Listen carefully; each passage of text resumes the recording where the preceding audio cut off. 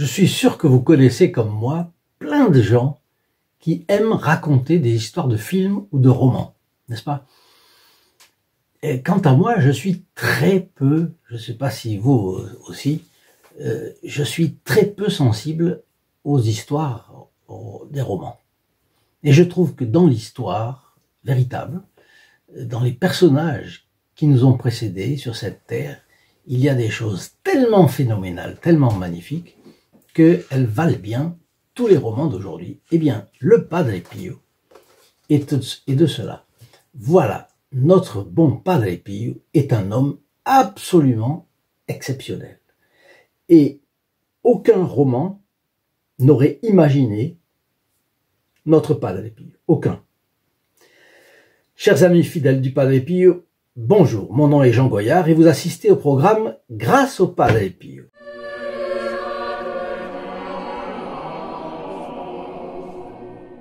Vous savez qu'aujourd'hui, nous commentons vos commentaires. Au fond, c'est une discussion, avec un petit peu de décalage, mais c'est une discussion.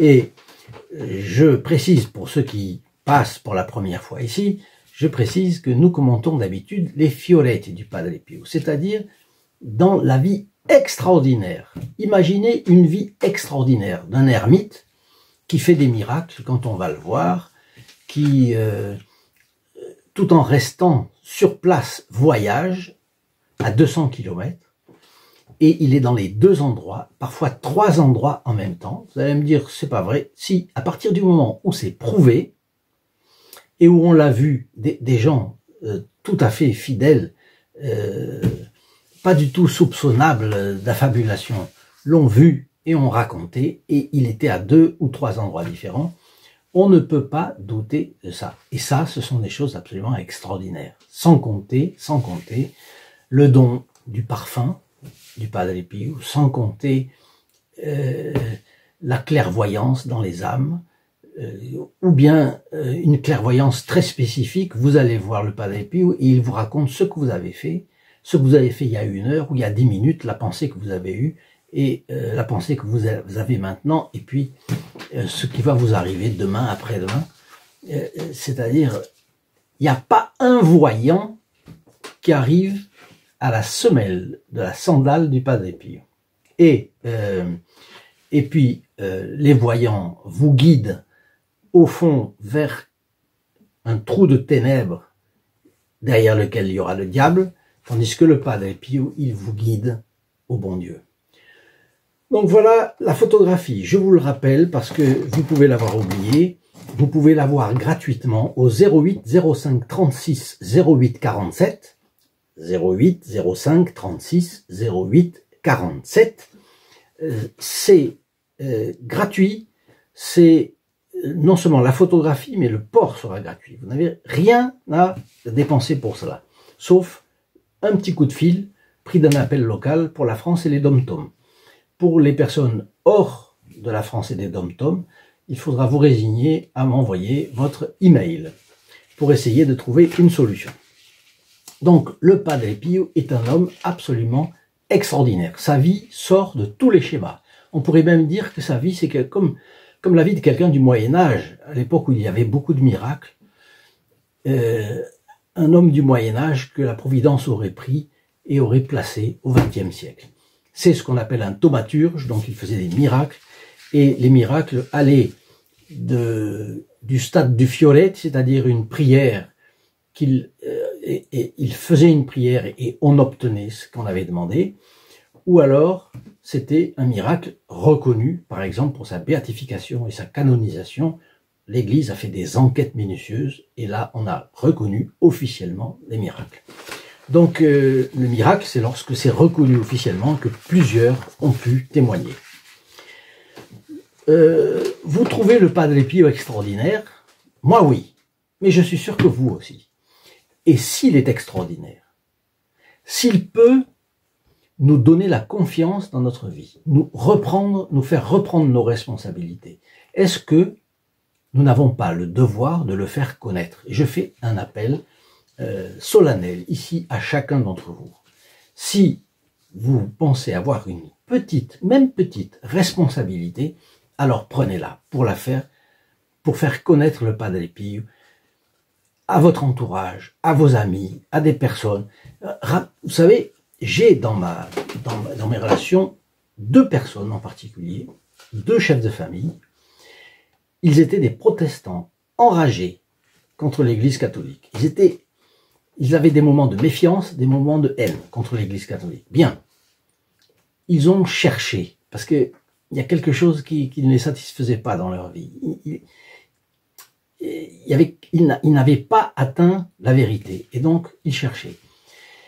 L'un est devenu un apologète phénoménal pour défendre les vérités de notre religion. L'autre est devenu un enthousiaste du Padre Pio aussi. Et les 2 sont des militants catholiques de première bourre, comme on pourrait dire. Donc, vous ne connaissez pas dans votre entourage des gens susceptibles de se convertir. Moi, je vais vous en montrer là tout à l'heure. Alors, ce sont des personnes qui font des sacrifices maintenant pour l'Église, pour Jésus-Christ. Ce sont des personnes qui étudient la doctrine, les pourquoi, les comment des principes catholiques et qui sont capables de les expliquer à d'autres. Donc, vous voyez que ce sont des personnes qui se donnent. Donc, je recommence un commentaire que j'ai fait la dernière fois, mais je n'étais pas tout à fait satisfait. J'ai essayé de chercher un petit peu. C'était Stanislas. Stanislas qui nous a écrit ceci, et je vous le relis. Bonjour Monsieur Goyard, j'ai toutes les peines du monde à expliquer le péché originel à ma fille de 10 ans. Ma question peut donc se résumer ainsi. Dieu a fait reposer sur les frêles épaules d'Adam et Ève toute la destinée et les souffrances du genre humain qui allaient découler de leur faute. Comment est-ce possible? Je me dis que leurs épaules n'étaient pas si frêles que ça, mais comme explication, c'est un peu maigre. Bon, il est vrai que leurs épaules n'étaient pas si frêles que ça, parce qu'ils n'étaient pas, disons, depuis Adam et Ève jusqu'à notre Seigneur Jésus-Christ, le genre humain n'a cessé de déchoir, au point d'arriver, lorsque notre Seigneur Jésus-Christ s'est incarné dans la Sainte Vierge Marie, c'était un filon. Il y avait les grands-parents de la Sainte Vierge, il y avait la Sainte Vierge, il y avait Saint Joseph de son côté aussi. Bon, ces 2 filons étaient des filons très bons, on le sait. Mais l'ensemble de la société était très, très corrompu. Donc, le genre humain n'avait pas cessé de se dégrader. Donc, nous sommes les sous-produits de cela. Nous sommes très dégradés. Il suffit de voir ce que nos ancêtres ont supporté à la guerre de 14 dans les tranchées pour voir que nous ne serions pas capables de supporter cela. Bien. Donc, même sur le plan naturel, nous sommes très dégradés. La question est essentielle. Si j'arrive à faire comprendre à ma fille cela, alors, pour elle, la rédemption et la vie chrétienne qui en découle sera évidente. J'ai peur de ce doute qui est en moi. Ma femme n'est pas croyante, je suis un reconverti récent qui essaye de donner la foi à ma fille, j'ai peur de tout gâcher par mes faiblesses et cette incohérence familiale. Que pensez-vous? Bon, alors, ce que j'ai réfléchi à cela, il faut d'abord reconnaître que si on ne sait pas le pourquoi et le comment du péché originel, on ne comprend pas même la venue de notre Seigneur Jésus-Christ parmi nous. Mais, et il faut dire que nous ne recevons pas l'enseignement comme autrefois. De nombreux, hélas, de nombreux ecclésiastiques n'enseignent plus les principes. Alors, première chose, pourquoi le péché originel s'est-il transmis à l'humanité entière depuis Adam et Ève? Pourquoi Adam et Ève ont-ils décidé le sort de toute l'humanité? Alors, c'est parce que Adam et Ève étaient les seuls humains. Ils étaient le chef-d'œuvre que Dieu avait créé, puisqu'il avait créé tout ce qu'il y avait avant, mais il avait le roi de la création, c'était l'homme.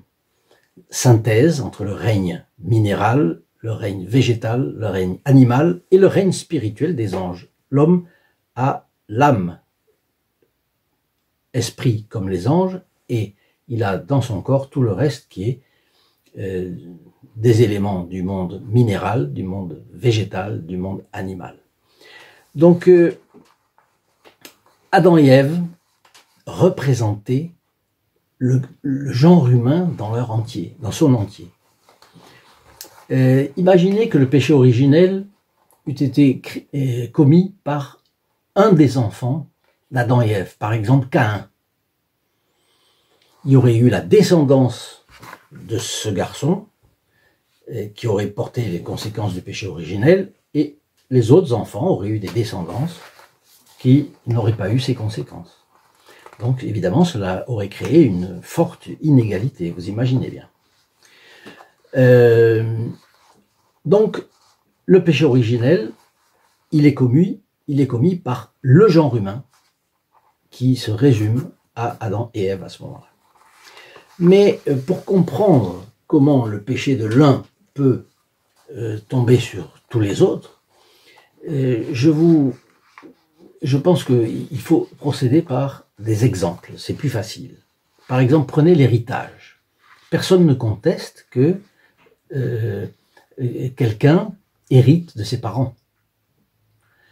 Et on sait que, par exemple, une maison familiale, il y a 3, 4 enfants, ils ont été élevés dans une maison familiale, les parents décèdent, la maison passe aux enfants qui pourront d'un côté perpétuer la mémoire de leurs parents et d'un autre côté perpétuer les générations, et il y aura plusieurs générations là dans cette maison. Il est tout à fait normal que cette maison arrive à ses enfants puisque ça a été l'œuvre de leurs parents.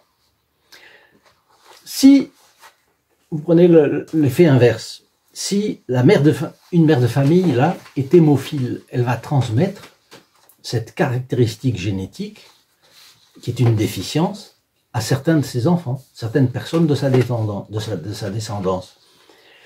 Et là aussi, c'est un caractère négatif, si on peut dire comme ça, mais c'est ainsi.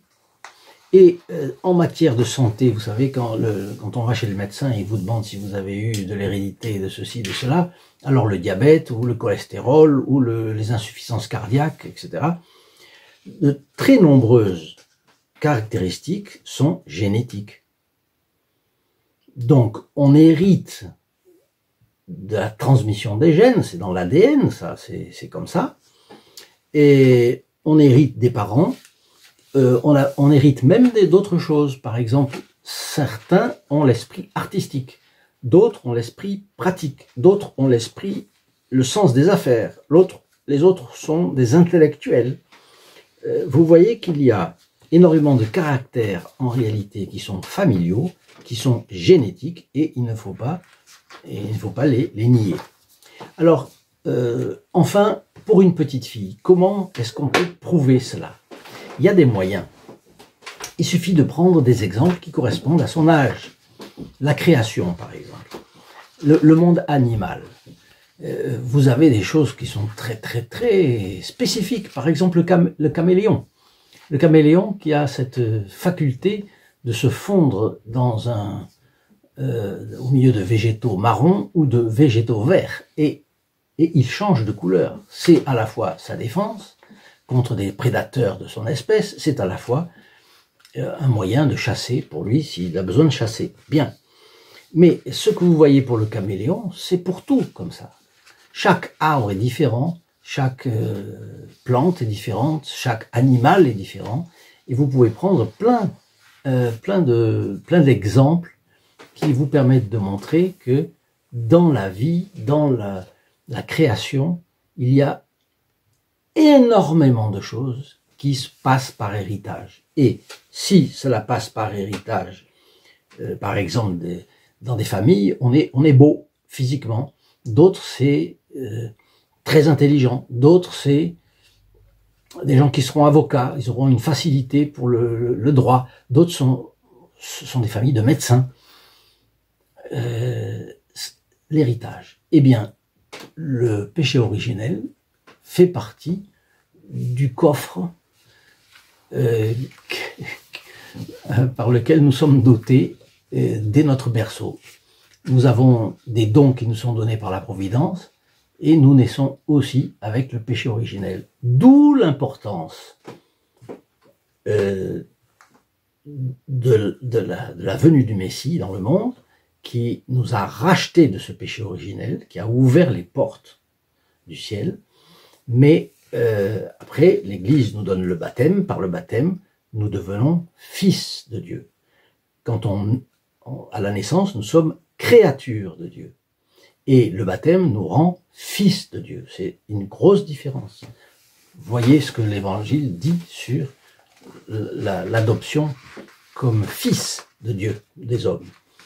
Donc prenez aussi, si vous le voulez, vous avez pour votre petite fille de 10 ans, elle verra des corbeaux. Le corbeau est noir, il a une silhouette maladroite et il a un cri monotone et pas très joli. Vous avez la chouette, vous avez les canaris qui sont de couleurs différentes, vous avez le pinson qui est le symbole de la joie, vous avez... Voilà, prenez toutes ces caractéristiques, montrez que nous héritons de nos parents et que le péché originel, il fait partie de notre héritage. Voilà, j'espère avoir aidé votre fille à comprendre comment cela. Mais il y a un dernier point, c'est que en luttant contre les effets du péché originel, cette espèce de loi de l'attraction terrestre vers le bas qui nous porte au mal, en luttant contre cela, nous pouvons prouver à Dieu que nous l'aimons. De toute façon, on l'a commenté, les anges devaient avoir une épreuve, les hommes devaient passer par une épreuve pour montrer leur amour de Dieu, rétribuer Dieu de l'amour qu'il nous a porté. Eh bien, en luttant contre le péché originel, contre nos mauvaises tendances, contre les péchés que nous pouvons éviter, nous nous rapprochons de Dieu, mais surtout nous pouvons lui prouver que nous l'aimons.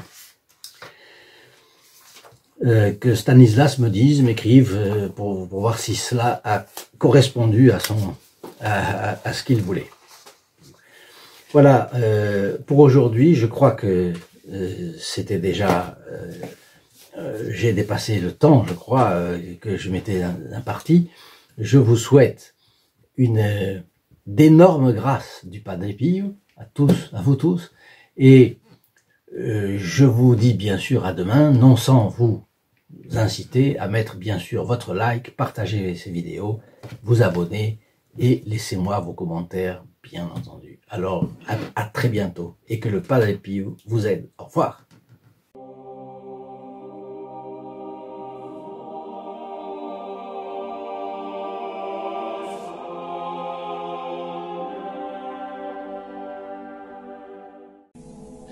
In nome del Padre, del Figliolo e dello Spirito Santo, e così sia.